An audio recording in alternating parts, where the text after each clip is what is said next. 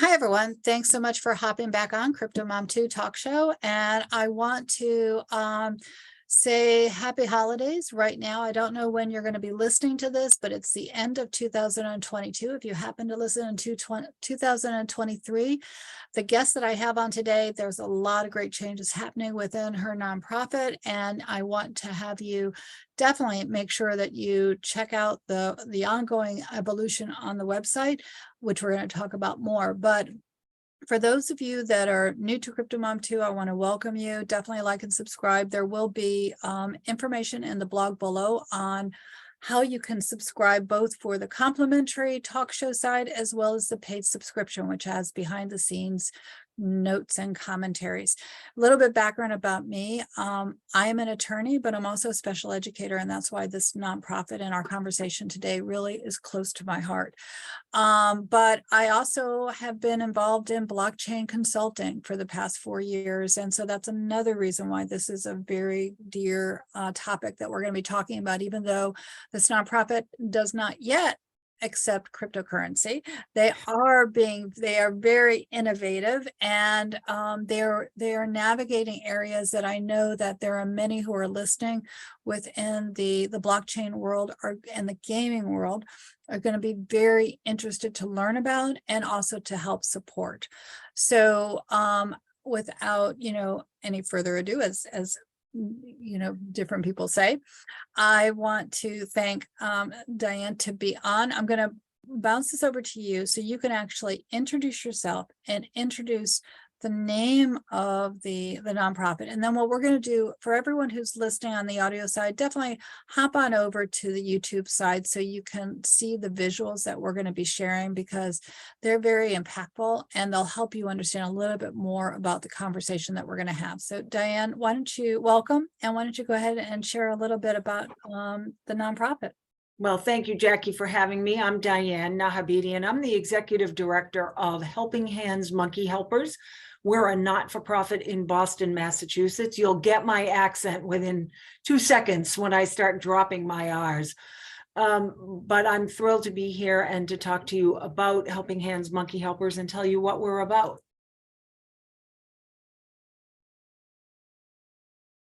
Diane, are you still here? I am. Yeah, I'm going to check on the recording for everyone who's listening. There was a little bit of frozen airtime, and that happens sometimes. So I will check on that, but we're going to continue on. So Helping Hands Monkey Helpers, that is a very interesting combination of words. We're going to talk about how it came to be, but before we come to look at the charity's website, what's your background? I'm all about stories and, how people come to certain things. I'm a special educator. I navigated over to special ed after 17 years. For the last 17 years, I was a lawyer before. How did you end up coming to kind of where you are right now? Well, I love being in the not-for-profit world. I had decided at an early age I was going to save the world. And, that's what I guess a lot of people say that. But I think that what I have found in my not-for-profit world, that a lot of people end up in their careers because something touches them, something informs them, something happens, and you end up in a field. And in my case, I grew up in a very happy, loving, very loud Armenian American home. But my father had multiple sclerosis, and that for anybody who grew up in a home where somebody had a physical disability, it does affect what happens. And my mother was the primary caregiver, and she was a wonderful caregiver. But while she was worrying about my father, she was also worrying about my sister and me. And I figured maybe I could do something to find a cure to MS. I mean, I didn't know. I was 7. And so I ended up going into the marketing development side of the not-for-profit world. And I did work in a lot of really nice social service agencies. I worked in WISE and I worked in healthcare. And then I ended up working for a zoo in Providence, Rhode Island, which was just the best. I mean, it really was a lot of fun. And this position, I get to combine my love of nature and animals, but I really do come full circle and work with folks who are living with physical disabilities. And while my dad's not here anymore, I wish he was, because I think he would be pretty excited to, I think he would be working with me. There's so much innovation in technology that allows people to be more independent, that it just gives me so much satisfaction. And that's how I've ended up at Helping Hands Monkey Helpers. So I feel like it's everything I've done for the past many, many years in the not-for-profit world in this one position. So I'm going to put on the screen the timeline, because I think that that's really important from the perspective of understanding where the charity has been Okay. and where it's going. So for those that are on the audio side, we'll do a narration so you can understand the timeline, but it starts in 1979. So why don't you go ahead and explain a little bit more about what we're seeing here? So the woman who started Helping Hands Monkey Helpers was very committed to folks living with physical disabilities. She originally started with an organization that was called Paralyzed American Veterans. She got a grant because she felt that monkeys would make great service animals. What I have been told is that she tried to train 3 different species of monkeys. And that the capuchin monkey, which is the monkey that we ended up breeding and training, was the most intelligent. The capuchin is, a small little New World monkey. They're in the Amazon. The monkey was originally bred through us, but at Disney and then at a zoo in Massachusetts. She made a first placement. The placement was with a monkey called Hellion. Hellion was placed with I think it was a paralyzed American veteran. The placement lasted 27 years. Wow. Until the individual passed away, and then Hellion passed away. Over the years, as they bred the monkeys, they had a model that was really quite outstanding, where they would train the monkey, people would apply, and it was like a matchmaking service. They would make sure that the personality of the monkey matched the personality of the individual who had multiple sclerosis or spinal cord injury or whatever. And this, and the monkey was trained to do tasks, turn pages, turn the television on, turn the lights on, put your, push glasses up, scratch your nose.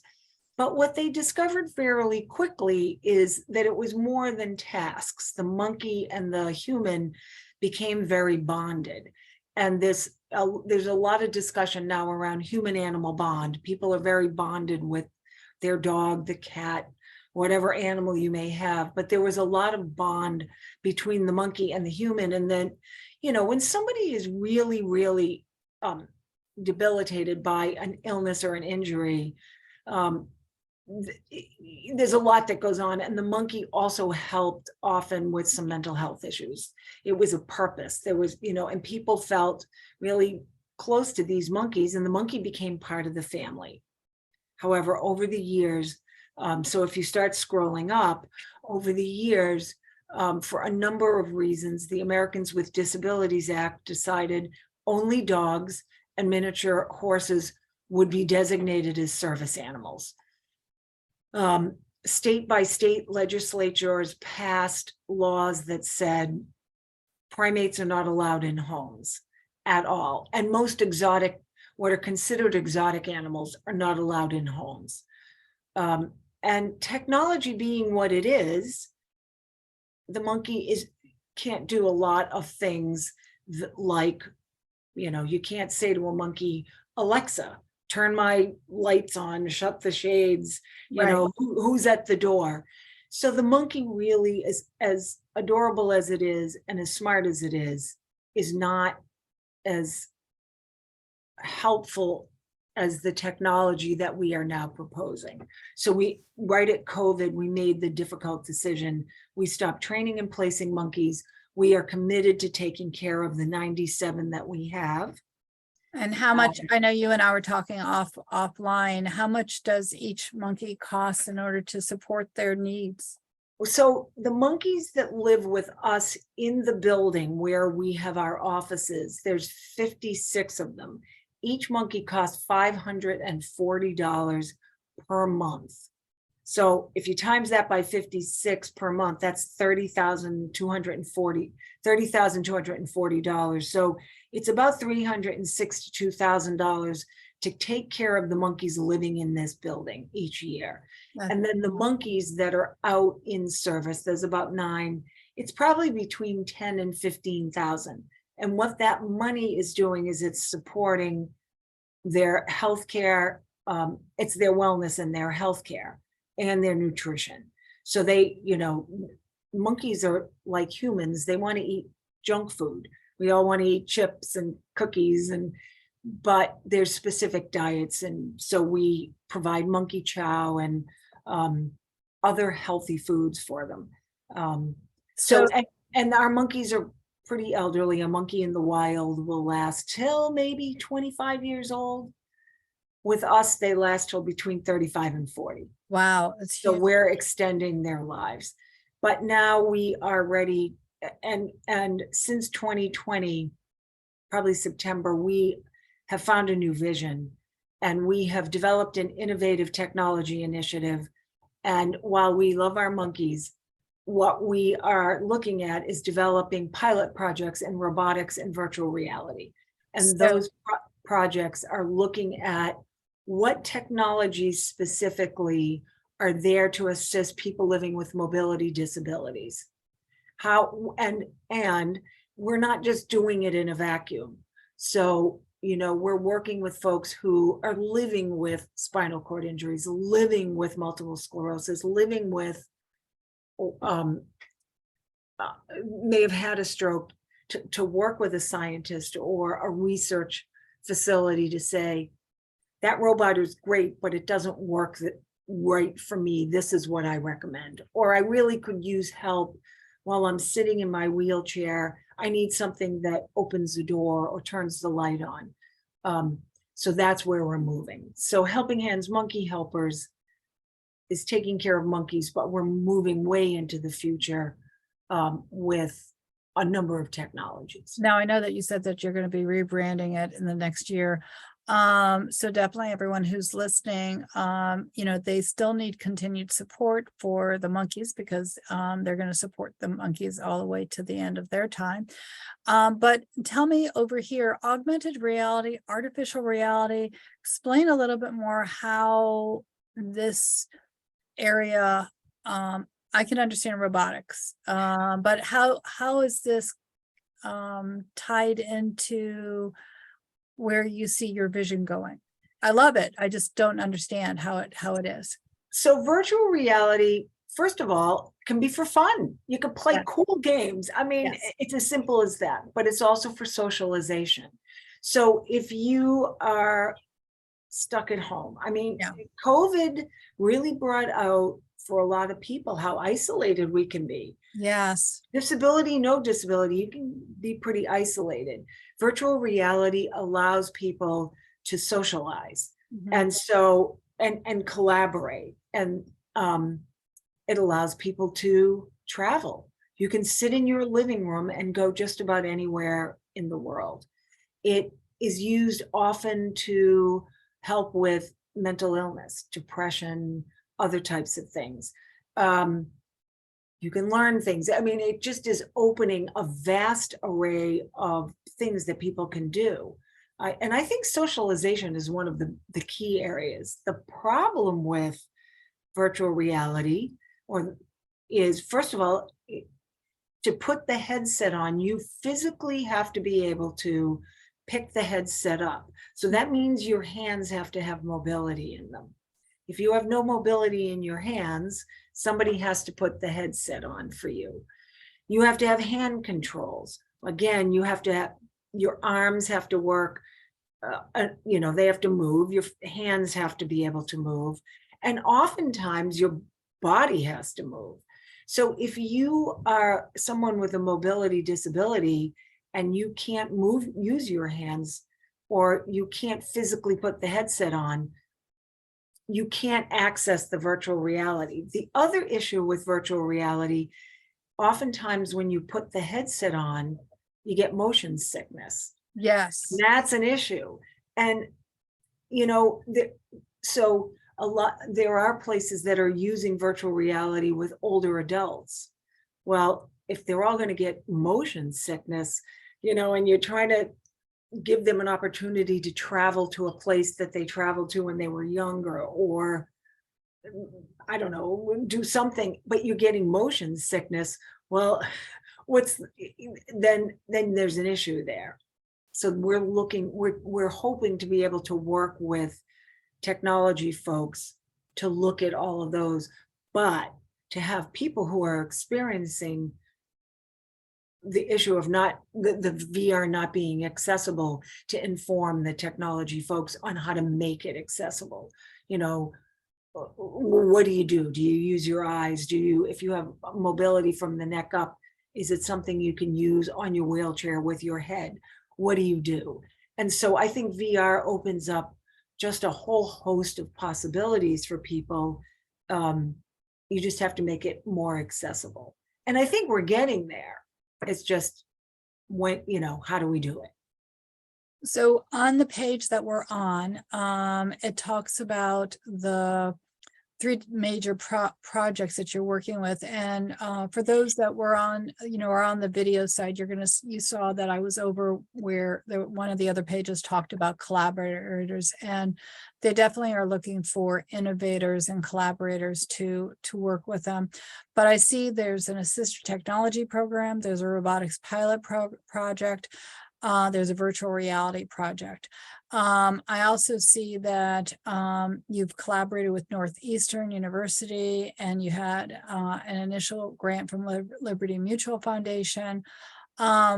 So which of these projects are you looking for collaborators on all of them? Or which projects do you need specific help on? So we're looking for, Northeastern, so some of we're looking for additional projects, I would say, Okay. or support for the projects that are on here. So Northeastern has been very helpful. They've got the Institute of Experiential Robotics. They've got a robotics lab. And that's a pretty interesting project. We're working with them, a couple, and the husband has multiple sclerosis and the wife is the primary caregiver. And we're looking at looking at a robotics arm and how do we augment it? So putting it on his wheelchair, and then he's giving input on what works and what doesn't work. And then we'll probably expand with them. I hope we'll expand with them. And then the Billy project is the virtual reality project. And Billy is one of our current clients. He happens to have a monkey. So he's sort of bridging the two worlds. The monkey is part companion and does some tasks. I do understand that the monkey enjoys watching hockey and baseball with Billy, but Billy is also someone who was a gamer, and before his accident was in the tech world. So he understands technology quite well. He's there to work with the company to say, this is working, that's not working, but he can speak quite knowledgeably about the technology to talk about how to make it accessible. So we're looking for support, because we're going to need some folks to work on the technical side. So we're looking for both, other partners who want to look at these projects, look at making technology accessible, and somebody who actually wants to contribute and support them with dollars. Tell us a little bit more about the Toronto-based Sense Tech Solutions project and what you're doing with them. So Sense Tech, they are primarily an organization. They're a wonderful, wonderful group. They're 2 young men that they started that all their technology is around disability. It was mainly for blind and sight impaired. And now they're expanding to look at virtual reality projects for mobility disabilities. So we're doing the same thing. They interviewed one of our animal care staff to talk about what did the monkey do? How did we train the monkey? And then they interviewed Billy as well to say, you know, how do you work with the monkey so that they can, I think in the end, replicate it in virtual reality so someone can use it in virtual reality. We're at the very beginning of that project. They got a really nice grant from what we would think of as the National Science Foundation, whatever that is in Canada. So we're looking at how do you replicate some of what we did here to train the monkey to help folks with spinal cord injuries and other mobility disabilities. How do you put that into virtual reality? I love what you're doing. I love the fact that you have started with, you know, an animal, which is fairly traditional, and now you're looking at using the technology innovation side to actually help.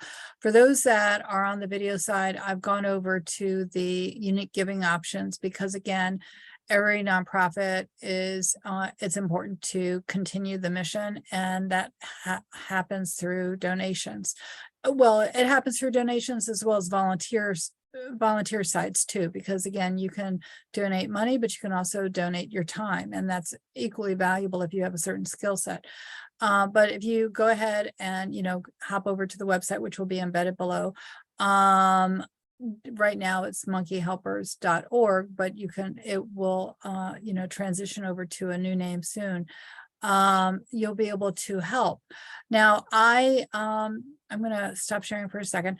Go ahead and why don't you go ahead and share any other way that people can contact you? Because I want to make sure that if they have paper and pen, they can write it down. If they don't, it'll be in the blog below. You know what? You can call me directly at Diane, DIANEN, at monkeyhelpers.org. Okay, great. So, you know, and if you're interested in the organization, if you're interested in any aspect of it, I'd be interested in hearing from you. Yeah. You know, there's lots going on that, you know, we're in the middle of this really dynamic change, and it really is dynamic and it's so exciting. And I know that there are a lot of very smart people in robotics and technology.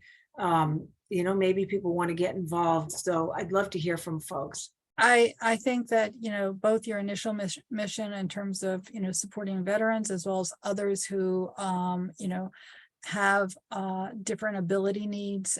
You know, again, we often don't think about the gifts that we have, and then what happens when an accident happens or when a genetic situation happens, you know, and you know, working within the special ed community, everyone has abilities, but sometimes you need assistance. And, you know, that assistance, whether it's a person, whether it's an animal, whether it's technology, like we talked about, helps level the playing field so that way you can be involved with different parts of your life in a way that creates independence. Because again, it's okay to rely on people, but I think we all want to be independent. And so and like you said, it's connection. And so when COVID happened, we learned what it means to be disconnected and then how to reconnect. And that's why you saw, you know, on YouTube, so many of the, you know, people singing across the hallways, and, you know, everyone was trying to, in a safe way, to still stay connected with humanity. Right. You know, so I think that what you're doing is really important. I also want to thank you because for those that don't know, I partnered with Patrina Pelton Smith and we wrote a book. And if you would like just to share it on screen, the fundraising book, if you can just show the cover on screen. Sure. You were able to get the digital assets, you know, fundraising for nonprofits is on Amazon right now. And I'm really grateful that you actually followed through and got that. I'm really grateful for that, because sometimes we don't always hear from others as to who have gotten the books. And so it's there for the nonprofits that are looking at exploring digital currency, digital assets to add to their fundraising. But every nonprofit and every business, you have to decide what's best for you and what the timing is. Right. You know, so it's there's not a race to add things to your portfolio, but it's important to kind of understand the mix, because someone who has Bitcoin or a digital asset might want to give it. And when they give it, you have to know, how do you receive it? And Right. then what do you do once you have it? So that was why the book was created. So that way, if you end up being fortunate enough to have someone say, well, I have all this and I really would like to put it in my will to give it to you, that you can say, yes, we would love to have it, because then we can convert it to cash and we can help everyone else that we know. So anyway, one last time, go ahead and say how they can contact you. It will be embedded below. You want to say the website again, or your Oh, email? sure. We're at monkeyhelpers.org. So take a look. It's a nice, it's a pretty chock full of information website, and there's lots of ways you can give. I'm a not-for-profit. I have to tell you that. Yes, yeah. So, you know, take a look. You can, if you're like monkeys, you can adopt a monkey, and they are cute. There's some really nice videos, you know, if you have little kids, take a look. There's a lot of information on where we're moving to in terms of our technology. So please take a look at monkeyhelpers.org. Follow us on Facebook, on Instagram. We're on LinkedIn, and I think we're still on Twitter, but we're on all the social media channels. We're not on TikTok, but we are on Facebook and Instagram. And, you know, take a look. We're on LinkedIn, and we do a lot of posting. Or if you would like to sign up for our newsletter, we come out once a month, the last Saturday of each month, with information. And so, you know, we would love you to sign up and just follow us along and see what we're doing. If you live in the New England area, especially the Boston area, we'll be having an event at the end of March, and there'll be lots of information on that. So please, you know, check out monkeyhelpers.org and join us. Yeah, and I know that everyone within the blockchain community, there's probably some individuals who are within the gaming or the robotics side or artificial intelligence side. So if that's close to your heart and you would like to support a nonprofit that also is exploring that, then this is a way that you can give back in time, and that would also be appreciated. So thank you so much, Diane, for being on. I can't wait to hear the next phase of the charity and where it's going, and also all the people that you're helping. And for those that are following Crypto Mom 2 Talk Show, thank you so much. You know, the questions that you ask are the ones that drive these talk shows. So definitely keep sending in your questions so they can be answered. There's a ton of research that I'm always doing, because this is such an evolving field and you just can't stay on top of it. There's so much that's going on. But for everyone, remember what I always say at the end: be kind to yourself, be kind to others. We're all part of one world, and we're also interconnected. So have a great day and talk to you soon. Thank you. Thanks.